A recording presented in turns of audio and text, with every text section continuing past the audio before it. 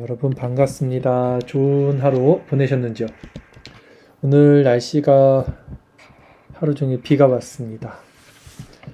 봄비가 우리 마음 가운데서도 성령의 비가 내리듯 우리 마음도 촉촉하게 주의 성령께서 적셔주시고, 또 이제 만물이 더욱더 비가 내린 후에 파릇파릇하게 이제 자랄 텐데, 우리 삶도 비가 개인 후에 더 환하게 밝아지는 그런 인생들이 다 되시기를 바랍니다. 이 밤에도 여러분들 이렇게 모임을 통해서 만나 뵙게 돼서 너무 반갑고 감사하고 참 기쁩니다. 오늘 우리 함께 나눌 말씀 함께 보도록 하겠습니다. 데이비드 브레이너드 생애와 일기, 페이지는 313페이지입니다. 12월 25일 이제 화요일 일기부터 읽도록 하겠습니다. 오늘 제가 정한 제목은 뭐냐면 고통과 회복, 고통과 회복이라는 제목을 지었습니다. 제가 읽도록 하겠습니다.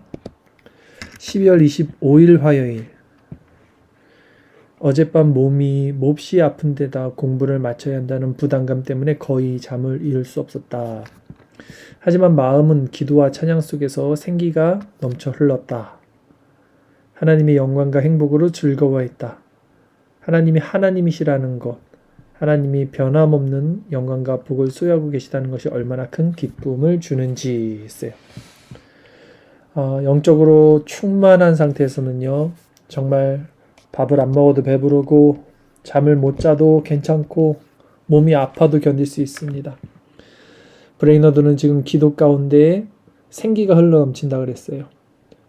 그리고 하나님의 영광과 행복으로 영혼이 정말 즐거워했습니다.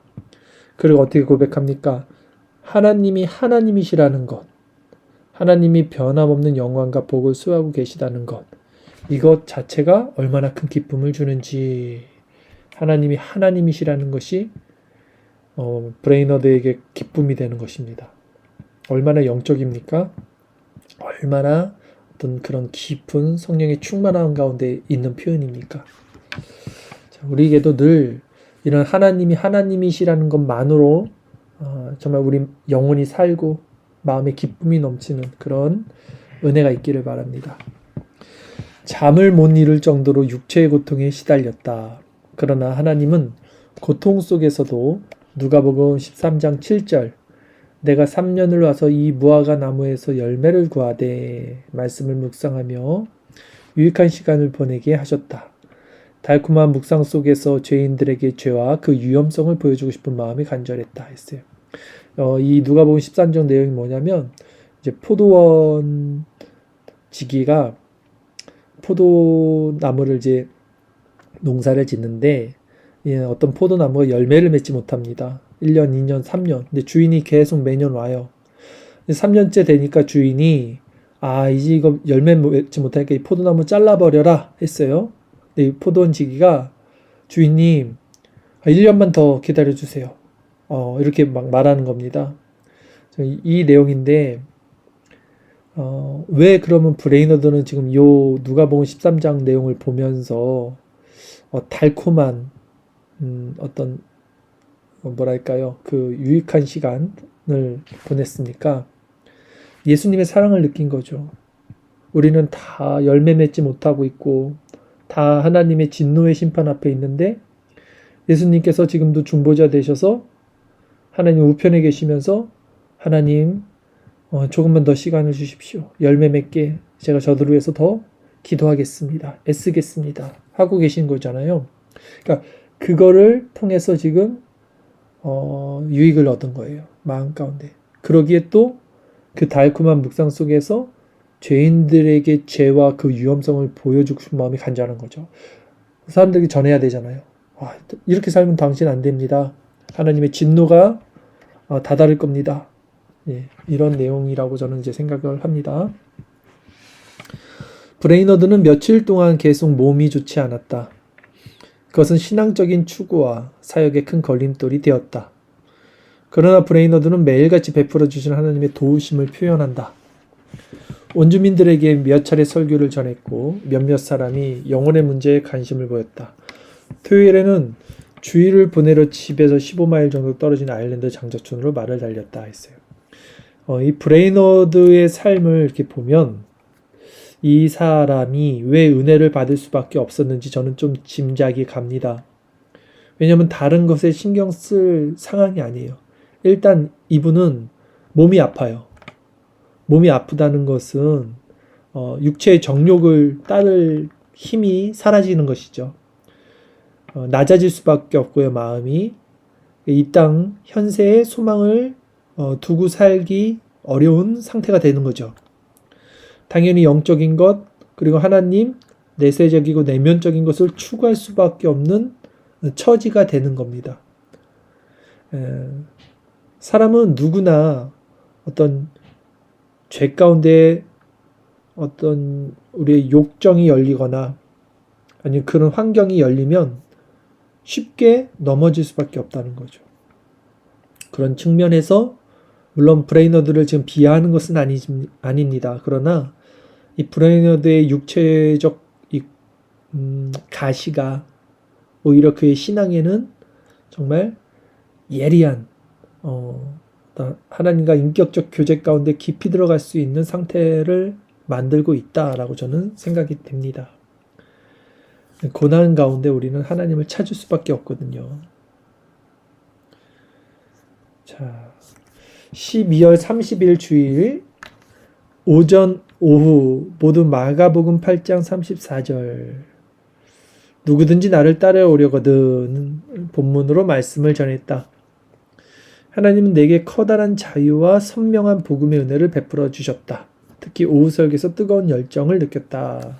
설교자는 설교를 전하며 예배를 드리고 청중은 설교를 들으며 예배를 드리고 전하는 자 듣는 자 모두 하나님의 말씀을 듣는 거거든요. 근데 때로는 성령께서 역사를 하십니다. 그래서 자유를 누렸고요. 선명한 복음의 은혜를 베풀어 주셨다 그랬어요. 복음이 선명해지는 겁니다.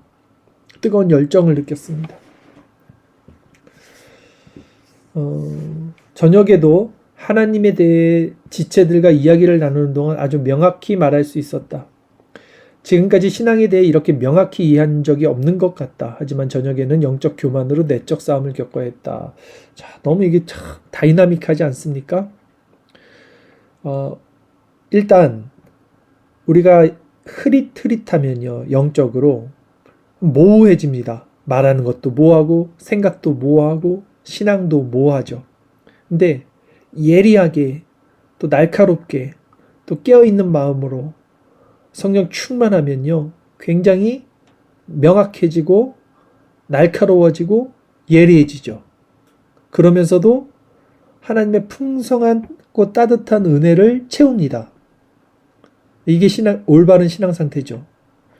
근데 그런 상태가 딱 되면 이 사람은 누구나 굉장히 큰 어떤 희열을 느껴요. 영적으로 굉장히 충만함을 느끼니까 마음이 막 고무됩니다. 마음이 막 높아져요. 그러니까 높아진다는 게 기쁨이 넘쳐요. 근데 그렇게 막 기쁨이 넘치고 세상 다 가진 것 같고 그렇거든요. 그때 알게 모르게 그 안에 또 영적인 교만이 들어옵니다. 그러니까 브레이너드가 그걸 표한 거죠. 그러니까 이게 우리가 항상 바울에게 하나님이 그러시잖아요. 교만하지 않게 하기 위해서 가시를 줬다는 것처럼 은혜가 충만한 사람들은 오히려 그 어떤 장치가 필요합니다. 그렇지 않으면 인간은 누구나 그 충만한 은혜를 통해서 죄가 들어오는 것을 막지 못해요. 교만이 들어오는 것까지. 그래서 하나님은 항상 이렇게 사랑하는 사람들에게 오히려 또 장치를 허락하실 때가 있습니다. 예를 들어서 다윗 같은 경우는 그의 장치가 뭐였습니까? 그 밧세바를 범한 후에 받은 징계였죠. 다윗은 하나님의 마음에 합한 자였지만 죄 가운데 자기도 모르게 교만해졌습니다. 그러나 나단 선지자가 죄를 책망했을 때 회개를 했고요. 그 후에는 그것이 하나의 장치가 됐어요. 자신이 받은 그 고난이 너무나 컸습니다. 아들이 죽고 반란을 일으키고 치욕을 당하고, 그래서 그게 항상 마음속에 각인이 됐던 거죠. 그래서 나중에는 아비새라는 아주 절세 미인을 품지 않죠. 이렇듯 우리는 모두 어떤 장치들이 또 필요한 수밖에 없는 불완전한 존재다. 그래서 나의 나된 것은 주의 은혜입니다라는 것이고, 우리에게 주어진 그 어떤 가시가 있다면 그것도 하나님께 우리에게 주신 은혜다라고 생각할 수 있어야 돼요. 왜냐하면 그걸 통해서 우리는 교만하지 않고 낮아질 수 있고 항상 주님 앞에 나갈 수 있기 때문이라는 것입니다. 자, 다음 월요일에 브레이너드는 다시 같은 곳에서 자유롭게 열정적으로 설교했다. 말을 달려 집에 도착했을 때는 이미 해가 지고 있었다. 몸 상태가 몹시 좋지 않았다. 다음 이틀 동안 계속 누워있을 수밖에 없었다. 브레이너드는 그 이틀 동안의 영적인 공허함과 피폐함을 토로한다. 이 설교를 해보시는 분들은 아시겠지만 굉장히 이게 에너지 소모가 큽니다. 예. 말한다는 것 자체, 그리고 그 마음을 다해서 토로하는 거잖아요. 근데 이 브레이너드는 몸도 안 좋은데 먼 거리를 말을 타고 가서 저렇게 설교를 했으니 이틀 동안 들어 누웠던 거예요. 힘들어서 이제. 그리고 때로는 육체가 연약해지면, 성령이 충만하면 육체의 그 연약함을 이길 수 있지만 또 보편적으로는 육체가 연약해지면 영적으로도 흔들리기가 쉬워요. 이제 브레이너도 이게 육체의 연약함을 통해서 지금 또다시 영적인 공허함과 피폐함을 토로한 것이죠. 1745년 1월 3일 목요일, 하나님의 능력과 성령 충만이 너무 부족하다고 느껴서 하루를 금식과 기도의 날로 정했다. 나 자신과 가엾은 양들을 위해, 교회를 위해 긍휼을 구했다. 아침 기도 시간에는 생명력을 느낄 수 없었다. 하나님도 거의 느낄 수가 없었다. 정오 무렵 모든 면에서 하나님의 뜻이 내 뜻이 되게 해달라고 기도할 때 은혜로운 자유를 누렸다. 그 순간에 어느 정도 그런 자유를 느꼈다고 확신한다. 오후에는 몸이 극도로 악화되었고 기도 속에서도 많은 열정을 누릴 수 없었다. 오히려 깊은 낙담에 빠지고 말았다. 몸이 심하게 아팠기 때문이다 했어요. 자, 브레이너드의 상태를 좀 봅시다. 브레이너드는 스스로 뭘 자각할 수 있냐면 자신이 지금 성령 충만하지 못하다, 내가 너무 부족하다는 걸 느껴요.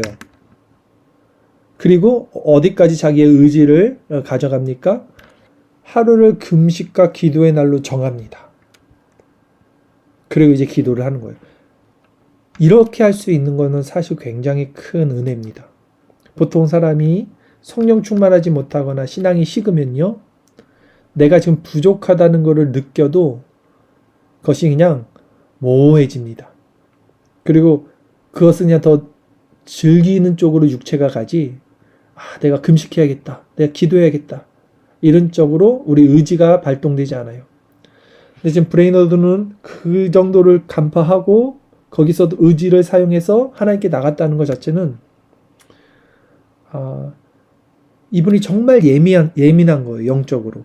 그리고 영적으로 깨어있는 상태인 거죠. 사실은 깨어있었기 때문에 이렇게 할 수 있었고, 더 하나님과 긴밀하지 못했던 그 지점에 대해서 계속해서 자신 마음에 있던 어려움을 느꼈던 거죠.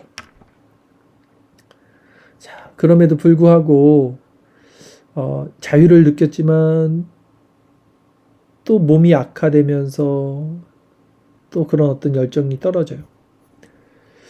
때로는 기도하다 보면 저도 이제 아침 저녁으로 기도를 드릴 때 저녁에는, 밤에는 자기 전에 이제 기도를 드리면 정말 몸이 막 지쳐 있으니까 그냥 막 눈이 감기고 그냥 막 힘이 없고 쓰러질 것 같으니까 이게 뭐 기도가 안 되는 거예요. 자는 건지 기도하는 건지 그냥 무릎 꿇고 그냥 그렇게 하고 있는 거죠. 그래도 저는 그 정해진 기도 시간을 지킵니다. 왜냐하면 그렇게라도 하는 것과 하지 않은 것은 천지 차이예요. 기도가 되든 안 되든 정해진 시간에 하나님 앞에 무릎을 꿇고 엎드릴 수 있는 마음. 물론 거기 만족하면 안 되죠. 더 깨어 있어야 되고 더 기도를 드려야 되지만 정 육체가 못 따라주더라도 끝까지 하나님께 나가는 이런 자세는 너무 중요합니다. 너무 중요합니다. 자, 브레이너드도 그런 사람이라는 거죠. 계속해서 읽겠습니다. 1월 4일 금요일 정오 무렵 원주민들에게로 말을 몰았다. 한동안 몸이 심하게 아팠다. 영혼이 깊은 물속으로 침잠하는 기분이었다.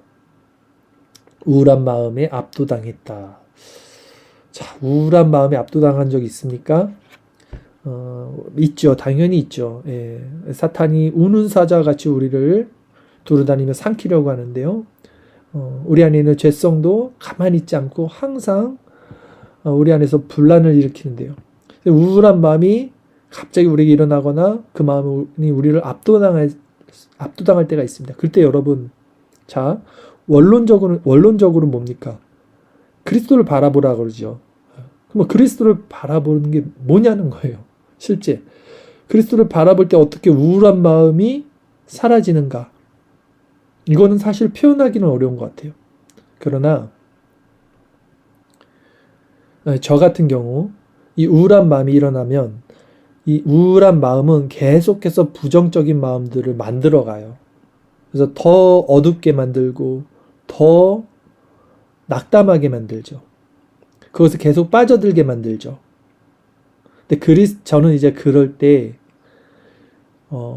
그냥 그리스도의 그 성품을 우리가 알지 않습니까?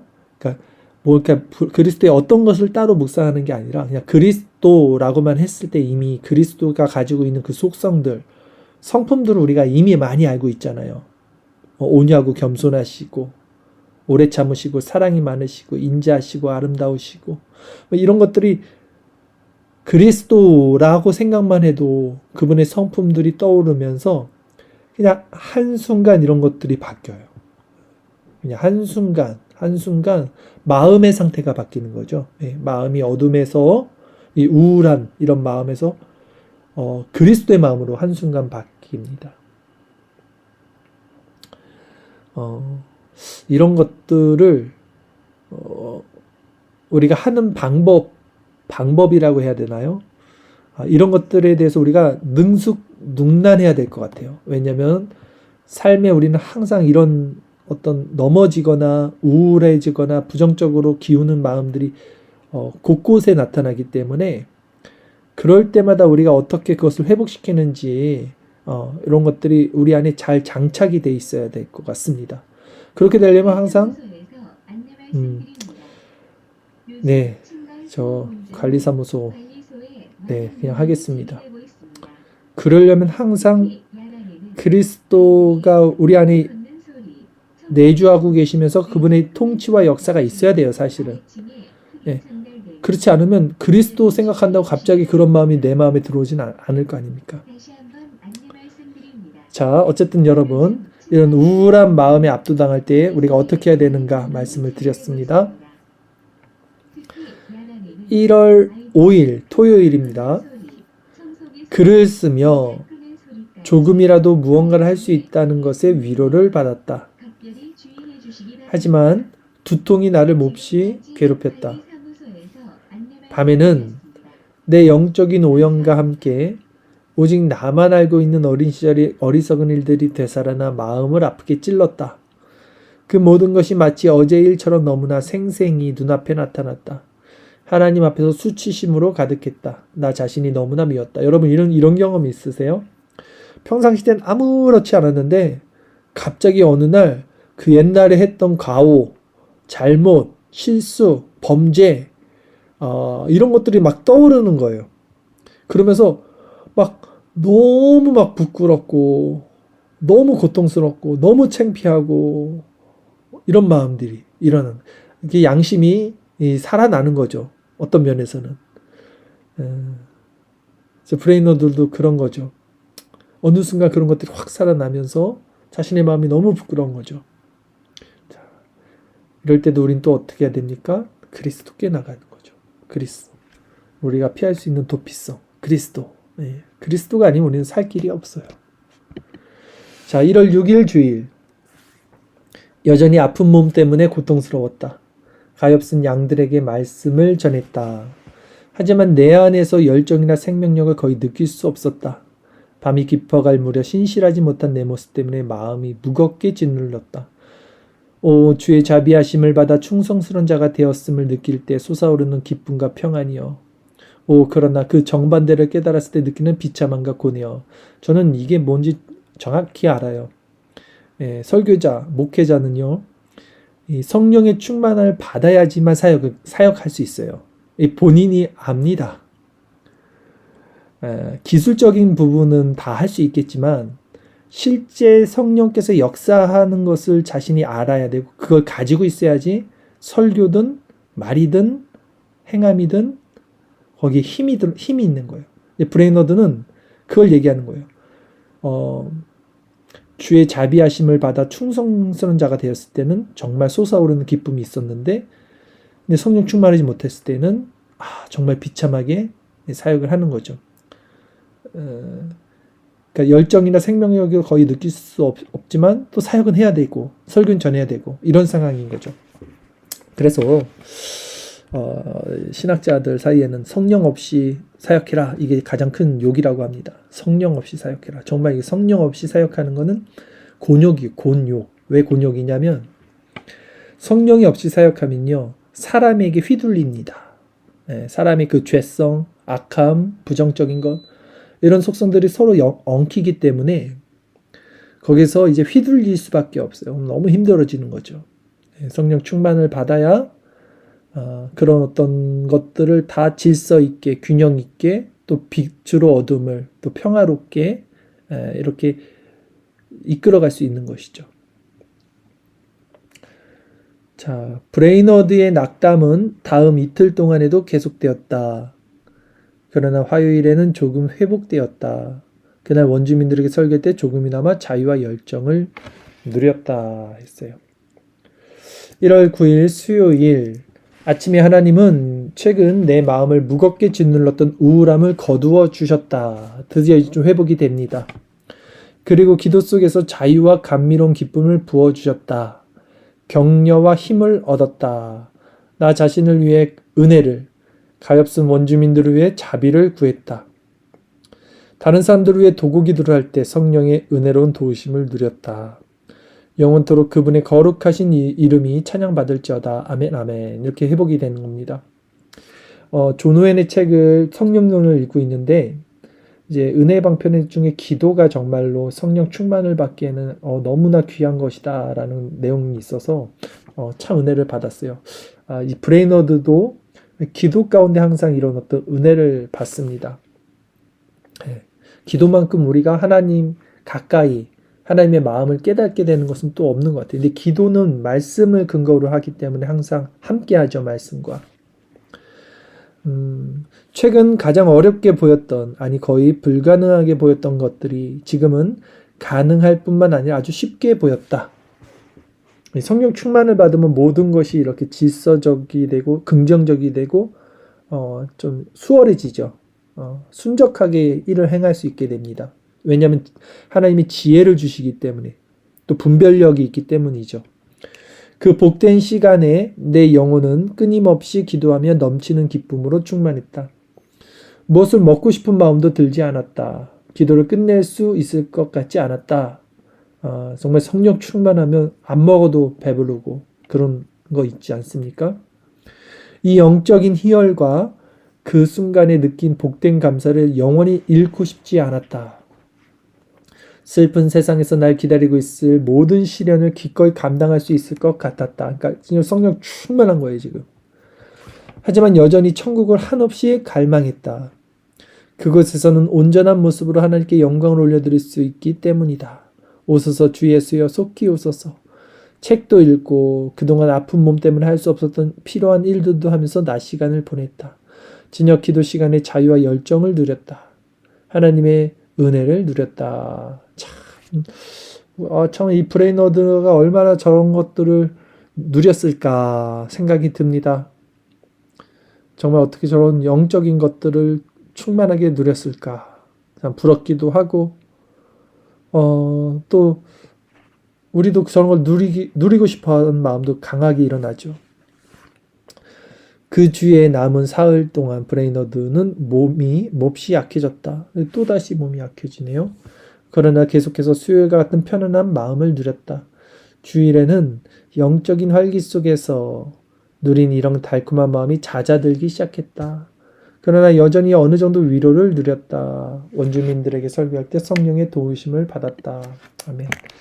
자, 오늘 브레이너드 일기를 통해서 항상 느끼는 건 뭐냐면 신앙이 항상 좋았다, 나빴다, 좋았다, 나빴다. 근데 이건 브레이너드의 모습뿐만이 아니라 성경에 나오는 모든 사람들, 인간들의 모습입니다.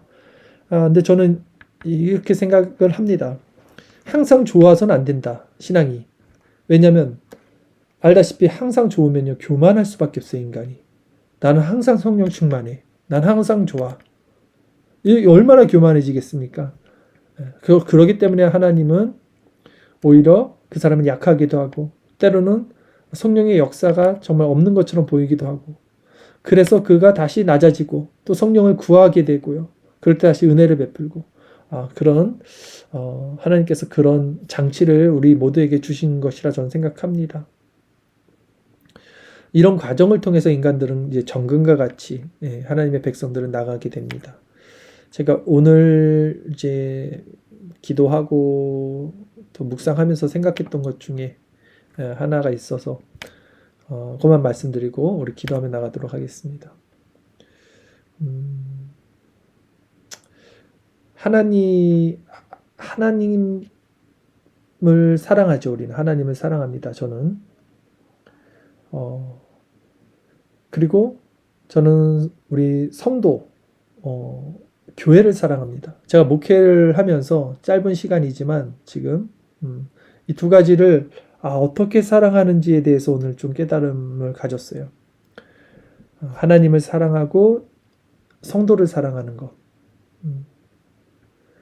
하나님 편에서만 서는 것이 아니고 또 성도들 인간 편에만 서는 게 아니고 마치 그 예수님처럼 또 제사장들처럼 하나님 편에 있지만 인간의 마음을 가지고 인간들을 위로하는 마음을 가지고 항상 이 둘을 같이 사랑할 수 있는 그것이 목회가 아닌가 오늘 그런 생각을 했습니다. 우리는 날마다 이렇게 신앙 가운데 깨어짐도 있고 낮아질 때도 있고 근심에 쌓일 때도 있고 때로는 성령이 거의 역사를 하지 않는 것처럼 보일 때도 있고, 하지만 그게 다가 아니죠. 또 은혜가 있고요. 또 성령 충만할 때가 있고 모든 지식가치에 밝아질 때가 있고요. 또 사랑이 넘치거나 마음의 평안이 넘칠 때도 있습니다. 때문에 여러분 우리가 어떤 상황, 어떤 처지에 있더라도 항상 변함없이 주님을 찾으십시오. 항상 그리스도께 나가십시오. 멈추지 말고 우리의 항상 시선과 우리의 애씀과 우리의 수고와 우리의 열심이 주님을 향하게 하십시오. 주님은 계속해서 우리를 그렇게 만들어 가실 것입니다. 이제 누가 시키지 않아도 그것이 율법의 원리도 아니고 이제는 그렇게 계속해서 하나님을 찾을 수밖에 없는 존재로 우리는 성화되어 가는 것이죠. 오늘 이 밤에도 주께서 그렇게 우리를 부르신 줄 믿습니다. 브레이너도 그렇고 우리도 그렇고 똑같은 사람이에요. 제가 오웬의 글을 읽고 있다 그랬잖아요. 성령론이라는 굉장히 두꺼운 책이 있는데 저는 그걸 오늘 또 보면서 깜짝 놀랐어요. 오웬이 어떻게 얘기를 하냐면, 이제 자기 얘기를 하는데, 사람들을 바라볼 때 하나님의 시선으로 바라보지 않고 자기가 되게 시니컬하게 봤다는 거예요. 저 사람이 진짜 구원받았다고 말을 하는데 구원받았을까? 하면서 그 사람을 볼 때 어떤 부정적인 시각, 사랑의 마음으로 보지 않았다. 그 본인이 그렇게 하지 말라고 위에다 쭉 썼습니다. 그리고 나서 마지막에 그런데 나도 이런 모습이 있으니 나도 내 자신을 점검하겠다. 이렇게 쓰고 있는 거예요, 책에. 그래서 제가 오웬도 하나님은 아니구나. 오웬이든 칼빈이든 다윗이든 다 인간은 똑같구나 라는 것을 이제 봅니다. 우리 인간은 다 똑같아요. 때문에 우리 인간을 따라갈 필요도 없고요. 인간을 자랑할 필요도 없고 인간을 숭상할 필요도 없고요. 오직 그러나 그 모든 사람들이 한결같이 바라봤던 그리스도죠. 그리스도께 나가면 됩니다. 우리도 오늘 이 밤 그리스도께 나가셔서요. 다시 한번 은혜를 받으시고 또 영적으로 충만해지고 마음과 삶에 평안과 위로를 얻는 저와 여러분 되기를 바라겠습니다.